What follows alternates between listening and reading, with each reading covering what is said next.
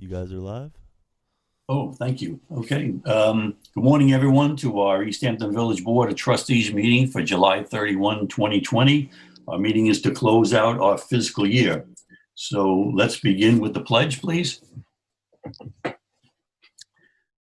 You can stay. Pledge allegiance to the flag of the United States of America and to the republic for which it stands, one nation, under God, indivisible, with liberty and justice for all.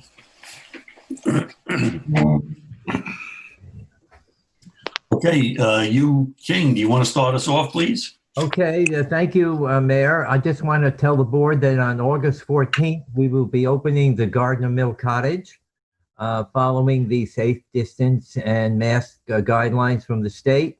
I'll have more information for you at the August, I think, 17th meeting. But we will be opening the Gardner Mill Cottage the same days at Home Sweet Home, Friday, Saturday, and Sunday. All right. So there'll be more information about that. Now let's get to our questions from last time, and then I have some new questions. Trustee Graham, your question was? You're going to have to tell me, Hugh. I didn't write it down. Where was the telephone exchange on Main Street in East Hampton? Right on the corner of Newtown and Main Street, up above where Eli Tahari is now. That's correct. We also mentioned last week that Gene Rickenbach, I think, worked there. Almeida Rickenbach worked there. And Mayor, your mother worked there? Yes, absolutely. Mm-hmm. Do we know anybody else who worked there? Mary Ann Lockhart worked there. Mary Ann Lockhart. Mary Ann Lockhart. Oh, Mary Ann DeSanti. Yeah. And I think worked there part-time, Karen was telling me. Okay. And of course, I told you the Julia Loper story last time, right? He used to work there and then come home in Amagansett and go up and down the street, and they tell everybody what happened. Okay. Trustee Deputy Mayor Borsak, your question was? About the barbershop on Newtown Lane, which was owned by the Dragatas. Yes. Augie Dragata. My grandfather. Right. Well, there's more to the story, Trustee Brown. Oh, I'm sure. Yeah. So when you went in there, I went into the barbershop in 1965 to get a haircut, and I came out a piece of property in Springs for $2,000. Sunnydale Acres? Yeah. Sunnydale Acres. Rudy DeSanti and Augie Dragata bought all this land in Springs. Everybody laughed at them, and they began selling off pieces. It's where Woodbine Drive and Glade Road and Sandra Drive, right? That's right. And it was called Sunnydale Acres because? You got me there, Hugh. Well, you got everybody there. You're too, Sunny Springs. You might even be too young to remember. You remember the Dick Tracy comics? Yeah. Well, B.O. Plenty lived in Sunnydale Acres. That's right. That's I do remember my grandfather saying that now. Yeah. You do? Yeah. It was in the paper. And the other part of the story, it was $2,000 for a half-acre lot. I paid $50 a month, and if I went into the Army, I wouldn't have to pay. He would spend the payments. Wow. And then the last part of this is your uncle, Frank, and Stevie Delapola started a paving company, and it was their job then to pave all the driveways in Sunnydale Acres, and their company was a work in progress. Okay. Mayor Lawler, your question was? Why was what was the first name of East Hampton? Oh, yeah, the 10th, right. It was first called Maidstone after Maidstone, Kent, England. The name was later changed to East Hampton, one word, reflecting the geographic names of its neighbors, Southampton and West Hampton. In 1885, the name was split into two words after the local newspaper, the East Hampton Star, began using the two-word name. Whoa. Well, that was pretty good. He did his homework. Well, you know what, but that's a good, one of the points that the mayor brought up is everybody wants to know when East Hampton became two words. And there's no really definitive answer. There's one of them right there. But even after that, sometimes you see East Hampton as one word. Sure. And that's why you have in the early part of the 20th century, there was a push to rename East Hampton back to Maidstone. So that's why we have, even the late 19th century, we have the Maidstone Club, we have Maidstone Lane, we have the Maidstone Arms, we have Maidstone Park. That's why the library looks the way it does. That's a Tudor building. And it opened in 1912. Okay. Trustee Harden, yes, you're going to say something? No? Okay, Trustee Harden? My question was, I believe it's the oldest operating business on Main Street. And I'm going to have to go with White's Pharmacy. You have to go with White's Pharmacy, is correct. White's Pharmacy, there's advertisements for it in the late 1800s, along with Munchmore. Remember Munchmore? Munchmore bought that. Munchmore buys out E.J. Edwards. The first pharmacy was where the Star office was. And E.J. Edwards sold that to Munchmore, and then I guess White took it over. And why did E.J. Edwards, a fisherman from the famous Edwards family, start a pharmacy? David Rattray didn't know the answer to that. I don't know what the answer is. Okay, Trustee Brown. Yes. Your question. You asked me what G&T Dairy on Race Lane was called, which is the Chicken House. And I know that because many people in my family, including my father-in-law, Ken Brown, still calls it the Chicken House, even though it's Ben Schmitz and Hampton Marketplace and so forth. And I remember the Chicken House. You do. Well. Of course. Okay. Best fried chicken. Yeah, well, now, your grandfather probably spent time there, and I'll tell you why. First of all, who lived next door to the Chicken House? You mean on Pleasant Lane or? No, right there. Oh, next to that little house. Is it That's right. Hobson? Keep going. And Lucille West lived in there, and the board, before you got on, honored her for her 100th birthday, right? Right. Yes. And what was the name of that little house? The birdhouse. The birdhouse. So she's the only person in East Hampton Village history who lived in a birdhouse next to the Chicken House. Right? Now, the other thing about the Chicken House, though, it played in a very important part in the lives of men in East Hampton, not women, unfortunately. You go into the Chicken House and look to your left, there was a room. And if you go there at 5 or 6 o'clock in the morning, men were in there drinking coffee, smoking cigarettes, and solving all the problems of East Hampton. Then you could go down on Main Street to Eddie's Luncheonette, right? And early in the morning, men were down there. Or you could go to the Golden Eagle, or you could go down to North Main Street, where the green soda fountain place was. And my father used to go to Fromm's in Amagansett. Mm-hmm. And these men used to meet every morning between 5 and 6 o'clock. You'd find them there. And of course, the women weren't there. They were too busy doing something important. Okay. Well, we've had enough of that. Now let me give you your questions for next week. Is that next meeting? Is that okay? Good. Sure. Okay to do? Okay. All right. Trustee Graham, you ready? Yes, sir. Within 2 years, what year did the Edwards Movie Theater burn down? Oh. And now, Trustee Deputy Mayor Borsak, you have to name 2 businesses that were in the Edwards Theater building at the time it burned down. Okay, these are too easy. All right. Mayor Lawler, where could you go bowling on Main Street? Okay. Trustee Harden, Yes. who was Big Al, and what was his business? And Trustee Brown, what year, within 2 years, did the Rudesham parking lot open? Oh, okay. Okay. I know they're easy. That's all right. Don't forget, there's more to all these stories, so that's the best part. Yeah, Hugh, I wanted to say one more thing about the telephone exchange. Yeah, please. When my wife was a little girl and she would come down and to stay with her grandmother on Hook Pond Lane, she would pick up the phone and say to the operator, 757, please, because she wanted to talk to Mary Graham. And the operator would say, oh, you're here.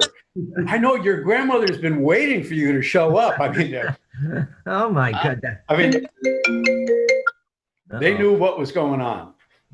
Well, I can tell you too, when I used to, before school in the morning, when I was in about 6th grade, I think it was, I had a friend that I used to call every morning before school. And as soon as she picked up her phone, the operator would say, now you girls, make sure you wear your raincoats today because it's not very nice out there. Or whatever the weather was. Make sure you wear a hat because it's cold out today. And you know what business was beneath the telephone exchange? The ladies' shop, Trudy shop. Beneath where Trustee Regain was talking about the telephone exchange, there was a business down below at one time called the Trudy called shop. Bohacks. Oh, Bohacks. That's before the Trudy shop. Yeah. All right. Thank you all very much. We'll see you next time. Thanks, you. Thank you. Much appreciated. Okay, next on the agenda is a discussion about Herrick Park. We're having this discussion because we recently learned that the school district is going to build their own softball field. And so now the question is, do we still need the softball field at Herrick Park? And what should we do regarding that? So Becky, do you have any more information for us about this? Sure, Mayor. That's pretty much the gist of it. As you indicated, the school district recently decided that they will be moving ahead to build a field on their own school campus, therefore negating their need to use the softball field at Herrick Park in the future. So as part of the plan that was done by the LaGuardia Group and adopted by the board, it does include the softball field. So the discussion for the board and decision for the board today will be whether or not to keep the softball field included as part of the overall plan or to have it removed as the board and the village looks to move forward on what components of the plan they want to start to prioritize and move ahead with. So again, really the decision today is whether or not to include the softball field in the parks plan. Okay, so to be clear, the school district then has indicated that they're not interested in sharing the cost of that softball field. Is that? Well, if they no longer need it, I would say yes. It would not be a capital improvement that they would contribute towards. Okay, so let me open it up for discussion then amongst the board. I don't know who would like to begin. Does it get use from anybody else other than the school? Other than the Artists and Writers game uses it, and then there are many times that the public is there on the softball field that I've observed. I think we probably should take this to the community to see what they want. I mean, if there are a lot of people that want the softball field for whatever use, if the community wants it, we should leave it in the plan. If there isn't any interest from people who want to use it, I think we could take it out and probably make the baseball field dual use. Mm-hmm. Point. And also just putting it out there, if we don't decide to move the softball field and keep it, that whole corner would then become a green area for people. Right. Wow. I don't think anyone is in a hurry to go throw a blanket down on the softball field to have a picnic, which they may well do, if it's a grassy area. And also, we would solve that issue of the overlapping outfields. Mm-hmm. So, I mean, I'm perfectly fine in not having the softball field if we can make the baseball field dual use. But I'd like to hear what, the community thinks about that. I agree with Tiger that it would be advantageous for us to seek what the community would like. There are women's softball leagues who might be interested in, once again, playing on those fields like they have in the past, although they aren't now currently. And so I'm not sure if everyone in the community is aware that we're contemplating the fate of the softball field. So maybe once this information is out, we might get more input from the community as well. And I'm not exactly sure if we don't have the softball field, has it been determined then it would just be open space in that corner of the park where it is proposed now? Maybe more of a question for LaGuardia. You know, what would we get if we didn't have a softball field? You know, would it make the plan work better in some way? Tiger just spoke about the fact that the outfields for the baseball and the softball fields overlapped a little bit. So by just having a baseball field, that would help that situation. But I also would definitely want to make sure that if we have one field, that it could be used for softball and for baseball, that would have a dual use. Yeah. And also I was speaking with the mayor yesterday, and, you know, we have that one resident that would prefer that the new playground not be right next to her house. And frankly, we could move the playground over by Herrick Park, which might make it easier for people to come and use the playground because they could then just park in the Rudershan lot. You mean move the playground where the tennis court is now, you mean? Yeah. Yeah, okay. Yeah, so whatever we do moving forward, obviously we would have to include LaGuardia to Yes. Adapt it to the current plan. I think it would be, I mean, I think we can hold off on a decision on that and kind of put it on the back burner, because that way that's not something we have to deal with right away in terms of the cost. So we can kind of focus on the places that need to get worked on immediately. That's my only thought. And then we have a little time to make a decision about what we actually do there.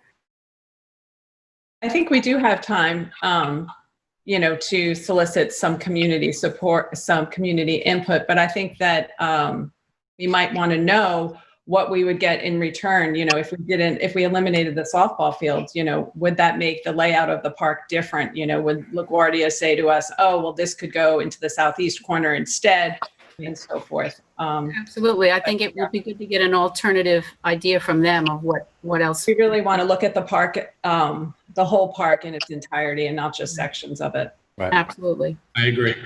And I think we really, you know, I mean, we need to hear from people about this too. So I think that, you know, the people that are watching this now, all three of you can, you know, send an email to Village Hall and let us know what you think, or make a call, or however you want to make yourself heard. That was just going to be my next question. How does the village want to attempt to engage? I mean, how far do you want to take this? Well, I don't know. I think that this is the beginning discussion. So I think once people learn about it and contact us, and possibly we should have another public discussion about it. I don't know if you could contact LaGuardia and see exactly what it would entail for them to adjust the plan. I think it might be worth a phone call to the town Parks and Recreation Department as well, to find out what kind of facilities the town already has, and are they adequate, or is this something there's a need for? Okay. Right. Anybody else? Okay, so you'll reach out to LaGuardia then, Becky, please? Mm-hmm. Okay, thank you. All right, if nobody else has any comments, then we'll move forward with the agenda. The next section is for public comments, so we'll give it a few minutes for anybody that would like to call in with comments.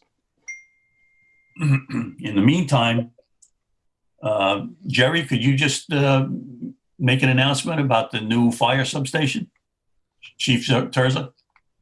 Sure. Thank you, Your Honor, members of the board. It's a great honor and a privilege to be able to announce to the Board of Trustees this morning that the Northwest Fire and EMS substation is finally officially completed. The fire department will begin our operations out of there at 8 a.m. tomorrow morning. And according to Chief Shard, the ambulance will follow suit at some point later on in the weekend.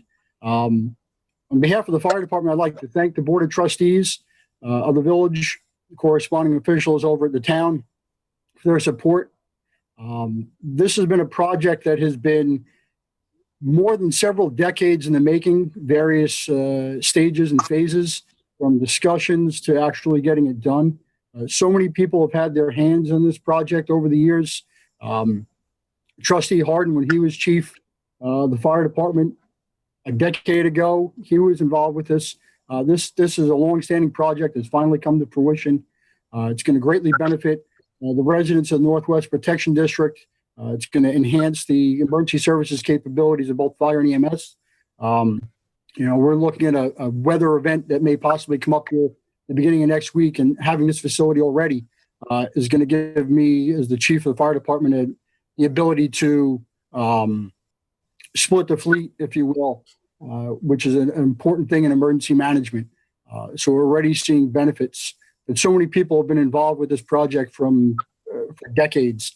And a few people recently, the last few years, really have come to mind. Our extremely devoted engineer, Mr. Drew Bennett, has gone above and beyond whatever his obligations normally would be with this type of project. He's been out there watering the grass and just doing some amazing things just to help us carry it over the finish line, getting our C of O late yesterday afternoon. And I'd always be remiss if I did not mention our beloved and esteemed village administrator for pulling off some fantastic administrative duties to get us through this. Our obligation to the residents of Northwest isn't going to end with the substation. I started some dialogue yesterday with the Suffolk County Water Authority to help bring in some water that they need, some public water mains. So hopefully it sounds pretty promising to help continue to help those folks as well. So again, on behalf of the fire department, I just wish to thank the Village Board of Trustees for everything that they've done, and everybody that's been involved with this project for the last 70 plus years, really. So thank you all very much. Well, thank you for your comments, Chief, and very much appreciated. Is Chief Lisa Shard on by any chance? I don't know if she's... I don't believe she is. Okay, well, I'm sure she'll be there tomorrow. But again, I want to reiterate what the chief has said. I want to thank everybody involved. I hesitate to try to mention everyone because I know I'll forget somebody, but obviously Chief Terza, Lisa Shard in the ambulance, everybody that's been working on this for all of this time, Drew Bennett, obviously, who took his own time to go up and water the grass. So that would be one less thing that would interfere with us getting the CO. Every one of our own board members here and the work that we've done, the support that we've given, Supervisor Van Scoyac and the support of all the town council people. It's been terrific, and this is a perfect example of how a community can come together. And although it took some time, sometimes government moves slower than we'd like, but we did get this done, and this is going to be a tremendous asset to our community and to the people that live up in that area. And it addresses one big concern, which a lot of us have had for years, and the fact that we have for years had all of our emergency equipment in one building, which is obviously not the best case scenario when you're talking about any kind of storms or other emergencies that could arise. So this will go a long way to solving that problem. So again, thank you to everyone. And all of us are invited tomorrow morning up to the substation when they move the trucks in. And Becky, would you please extend an invitation to Supervisor Van Scoyac and all of the town councilmen and everybody that's involved at their end? I would appreciate that. Thank you. Anybody else have any comments? I just want to say I never thought this day would come. I remember talking about it in 2006 when I was the second assistant chief. And I'm just glad that this day is finally here. Great. Yeah, we all are. Okay, well, thank you very much. Then any other, oh yeah, let me make one more comment as long as we're waiting for call-in still. There was a shark sighting at Georgia Beach yesterday, was heading east. It was tracked from Georgia Beach till about halfway to Main Beach and then lost sight of. So people were notified to come out of the water and not be swimming. We had patrols all night last night to see if anybody spotted it. Nothing was spotted last night. We had a drone up this morning for the same reason. No sightings this morning. And so as of this morning, we have a TCO and or a lifeguard at every beach, including the unguarded beaches, to warn people about the possible danger. And signs, if they're not already up, will be going up shortly, just warning people of the danger. So I just want to let everybody know about that. And does anybody else have any other comments regarding that? Chief Tracy, are you on? Yes. You have anything to add to that? No, really everything that was supposed to be done regarding that call yesterday was done. Everything in a timely manner. We had some glitches with our internal phone and contact, but that was ironed out. I spoke with both, obviously yourself and with the beach manager this morning. We had a conference call. We discussed the signing of personnel at the non-guarded beaches so that nobody slips through the cracks. We want everybody to be aware that there is a hazard always going in the water, but there's a large fish in the water around the shore. So that's one of the reasons why you're reading about these sightings up and down the coastline. And we coordinated Ed Michaels this morning, the chief harbor master. Right now he's out sick, but we spoke with him this morning as well. So moving forward, we're going to coordinate our response with the town so that we basically are sending out the same message and following each other's procedures in terms of lifeguard operations, jet ski use, drone use, and beach notifications. So all in all, I'll consider it a good drill and always a learning experience. These situations are. Okay, thank you very much, Chief. And just to be clear, the beaches themselves are not closed. They are closed to swimming. And so they'll remain that way until we make the determination that it is, again, safe to go into the water. Mayor, Yes. our beaches are closed, as you just said, for swimming. Are the town's beaches as well? I don't know, Chief, No. can you speak to that? No, the town is open and remained open yesterday. The chief lifeguard from the town was notified our situation, and Ed Michaels was notified of our situation. And the town, one of the procedures they have in place is they'll check the area with a jet ski, and they have radio communication ashore. So they're looking for the same thing. They're looking for large school fish, birds working area, and anything that's in that area. So they know in advance before something, ideally, allow them to know in advance because something's coming. Not foolproof by any means, but certainly it is the right thing to do. So we assure the public that we're at least looking. Okay, thank you very much. And Jody, do we have any call-ins? Currently, there's no public callers. Okay, thank you very much for that. Mayor? Yes. Mayor, can I say one thing? I spoke about this briefly with Chief Tracy the other day, and I want to throw it out to the board to see what everyone thinks. And that is, a lot of our patrol officers don't speak Spanish. And I think that is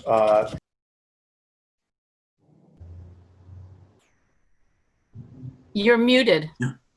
I lost you, Tiger. okay, sorry. You dropped. I muted myself. I was speaking with the chief about this the other day, and we probably should encourage our police department to take online Spanish lessons, and we could reimburse them for the cost of that. I don't think it's terribly expensive. I think it would go a long way in PR, if nothing else. And, you know, I mean, my daughter speaks medical Spanish. You know, I'm sure the police department would end up speaking police Spanish. But in able to improve communications with the people in the village, I think that would be not very expensive and, you know, maybe a good idea. I don't know what anyone else thinks about this. Okay, well, yeah, I think the public should know that we do have several Spanish speaking individuals in dispatch and in other areas of the village government that we occasionally use for interpreting. And we did just recently purchase 2 of those language phones that are dedicated just for languages, and they are in the cars at all times. So I would ask Chief Tracy, can you speak to that any further? Yeah, we were speaking about this the other day. The topic came up because we were talking about our ability to communicate. It's very hard to get into dispatch and on the police services that are bilingual, as we know.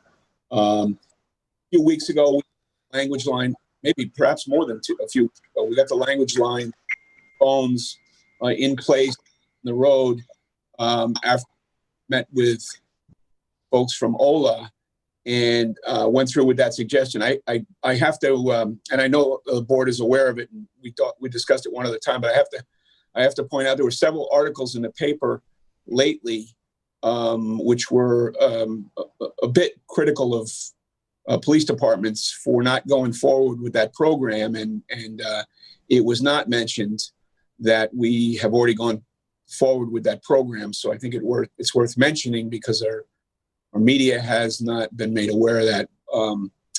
So I would assume they would be now. In terms of the compensation or reimbursement for language services or language courses taken, from my point of view, I think that's a home run. But it is not something that's for the board to decide. But I would certainly endorse that idea because I think I have a number of officers that would take that up and be interested in learning some Spanish. Thank you, Chief. And I think it should be noted that you and I took it upon ourselves to acquire those language line phones. We were not specifically asked for anyone to do that. So we are thinking those terms. We're also already discussing the possibility of advocates for Spanish-speaking individuals. So I think the public should know that too. So thank you very much, Chief, for your comments. Anybody else? Should we look into this and see what it would cost to Sure, absolutely. Yeah, Yeah, absolutely. I think it's a great idea, and it would be a great resource for them. And if any police officer would want to pursue it, if we could give them the tools to do so, I think that would be great. Any way to improve our communication with the public would definitely be an asset. Okay, very good. Okay, if there's no comments and no call-ins, let's just move on with the agenda, the resolution portion of our agenda. And Trustee Graham, could I ask you to start, please? Okay, yes, I make a motion to approve claim vouchers for the month of July. Second. All in favor? Aye. Aye. Opposed? None, so carried. I make a motion to approve warrants number 69, 71, 72 from the general fund, 68 from the trust fund, 70 and 75 from the LoSAP fund, and 73 from the capital fund. All in favor? Aye. Opposed? None, so carried. I make a motion to approve the minutes from the meeting held on May 15th, 2020. Second. All in favor? Aye. Opposed? None, so carried. And just a comment, I loved the way that it was a transcript of the meeting instead of just a general summary. I thought that was great. Okay. I make a motion to authorize the village administrator to transfer funds as necessary to close the fiscal year ending July 31st, 2020. Second. All in favor? Aye. Opposed? None, so carried. And I make a motion to approve departmental reports. Second. All in favor? Aye. Aye. Opposed? None, so carried.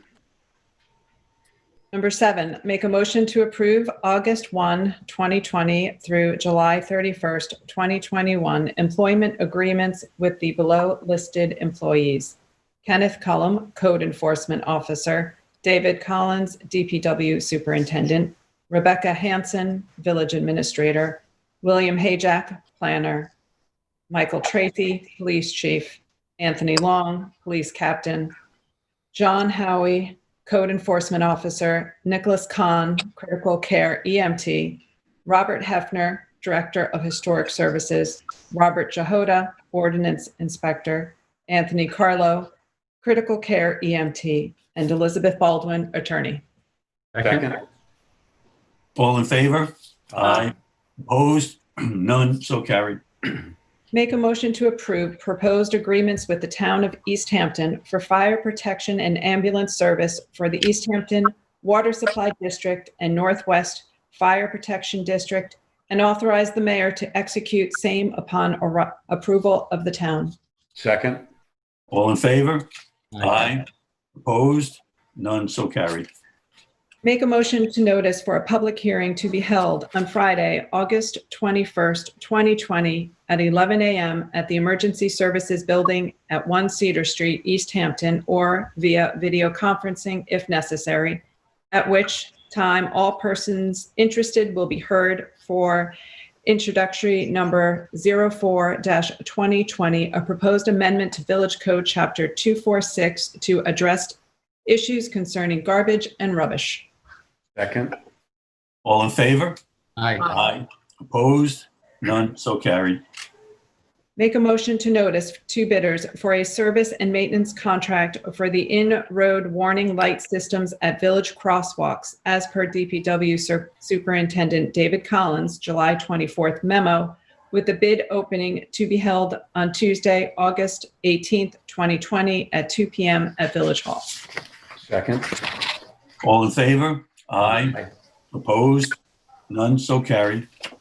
Make a motion to approve the $28,654.50 proposal received from Rosemar off East Hampton Town contract for asphalt milling and paving on Bucksgill Road as per July 21st memo from DPW Superintendent Dave Collins. Second. All in favor? Aye. Opposed? None, so carried. Make a motion to deem surplus of no value and approve sale to Medford Auto Wreckers, Suffolk County contract number RSV 110117, the village's 1997 International VIN number 1 HTSCAAN8VH441015, as per July 2nd memo from DPW Superintendent Dave Collins. So moved. Second. All in favor? Aye. Opposed? None, so carried. I make a motion to adopt resolution number 37-2020 to approve the amendment of the East Hampton Village Ambulance Association bylaws, removing a provision that required a member to live in the district. Second. All in favor? Aye. Aye. Opposed? None, so carried. I make a motion to adopt resolution number 38-2020 to approve the base salary adjustment for Department of Public Works AEO Joseph Yurkovich to $50,213, effective August 1st, 2020. Second. All in favor? Aye. Opposed? None, so carried. I make a motion to adopt resolution number 39-2020 to authorize the Friends of Georgia Pond Foundation to officially offload harvested algae and aquatic plant material on village property at the end of Cove Hollow Road. Second. All in favor? Aye. Opposed? None, so carried. I make a motion to employ Jean Hernandez for seasonal beach maintenance at an hourly rate of $25, effective retroactively July 26, 2020. Second. All in favor? Aye. Opposed? None, so carried. I make a motion to adopt resolution number 40-2020 to approve changes to the LoSAP Length of Service Award Program as per New York State legislation that allows flexibility for members to obtain the necessary number of points to qualify for a benefit year. Second. All in favor? Aye. Opposed? None, so carried. I'll make a motion to adopt SECRA resolution regarding resolution number 41, 2020, regarding granting a sanitary easement to 55 Main Street LLC, premises located at 55 Main Street, Suffolk County Tax Map number 0301-00300-0600-025-003. Second.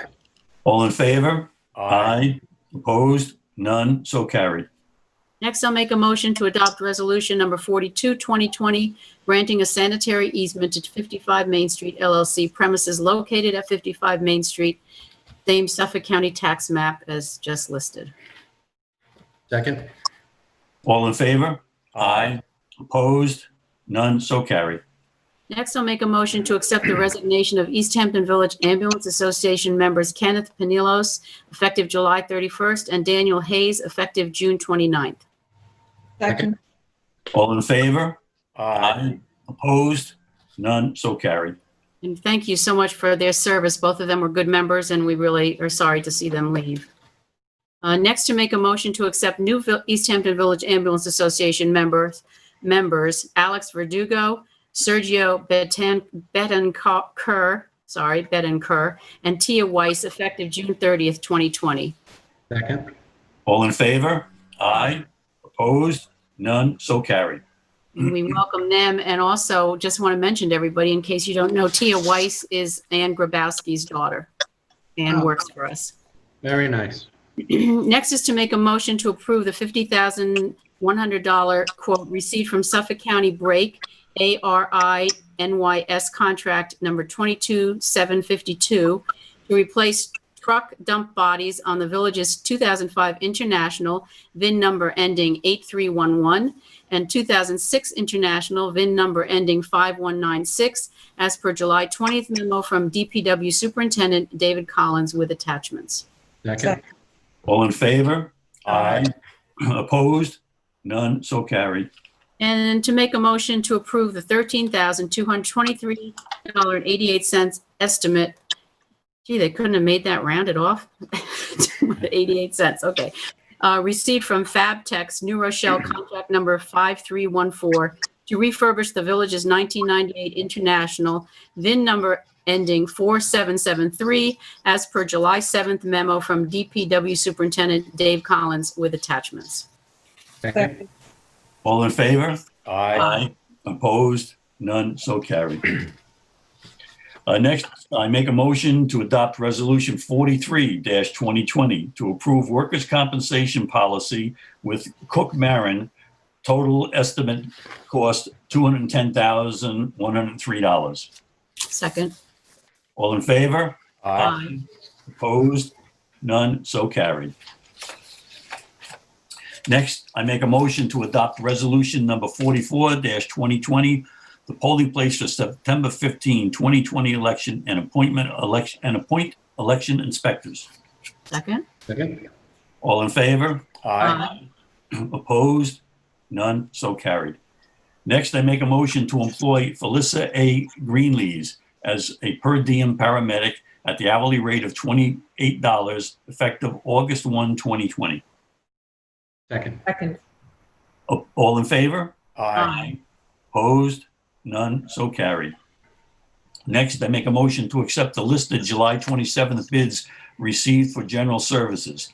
Cesspool pumping services, Quackenbush cesspool, plumbing services, Jason Payne, drilling, trenching, missiling, New York Trenchless, tree maintenance, Whitmore's, electric work, New York Trenchless, pest control, Nardi Pest Control, HVAC heat maintenance, Matt's Right Way LLC, fire suppression system maintenance, Sentry automatic fire protection, Herrick restroom cleaning, Class Act maintenance, OSHA physicals, Island occupational medical resources, alarm monitoring services, Briscoe protection, overhead door maintenance, Brentwood doors, and lastly, elevator maintenance, Eclipse Elevator Company. Second. All in favor? Aye. Opposed? None, so carried. Next, I make a motion to approve the 5-year extension of the management agreement, $100 per year with Balsam Farms for an agricultural parcel located at 36 James Lane for the sole purpose of crop growing. Second. All in favor? Aye. Opposed? None, so carried. Last, I make a motion to accept the bids received from Carter Mellons for the curbs and aprons contract and the sidewalk contract as per the July 27th bid specifications, as per the July 28th memo from DPW Superintendent David Collins. Second. All in favor? Aye. Opposed? None, so carried. That concludes the business that we have to conduct for today. Anybody have any comments before we close? All right, I want to thank everybody for being here. Do I have a motion to adjourn? So moved. A second? I'll second it. Okay. All in favor? Aye. Bye. Okay, we stand adjourned. Thank you. Thank you. Good weekend. Said.